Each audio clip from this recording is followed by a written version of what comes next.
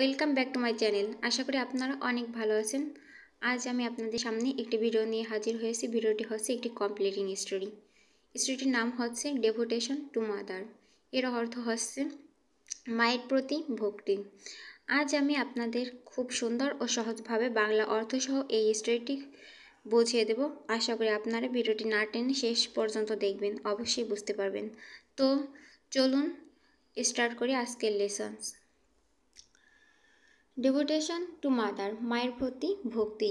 Once there was a small boy named Bayezid. Bayezid নামে এক ছোট বালক ছিল। His mother was ill, তার মা অসুস্থ ছিল। One night he was studying by the bed of the side of his mother. একদিন রাতে সে তার মায়ের বিছানার পাশে বসে পড়তেছিল। While on a sudden his mother woke up. এক সময় তার মা জেগে উঠল। She raised her head.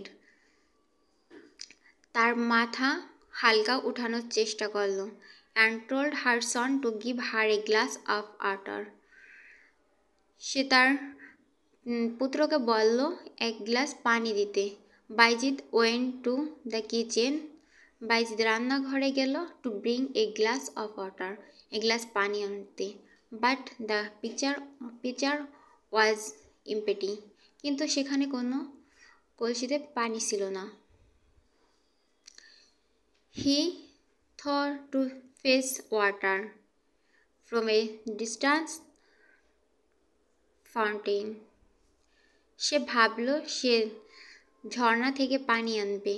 He went alone to the fountain with the pitcher. সে একাই গিয়েছিল ঝর্ণাতে একটি জার বা কলসি নিয়ে। He came to back home with the pitcher full of water. সে বাড়ি ফিরল কলস ভর্তি পানি নিয়ে। In the meantime, his mother was fast asleep again. ইতোমধ্যেই তার মা দ্রুতই ঘুমিয়ে পড়ল।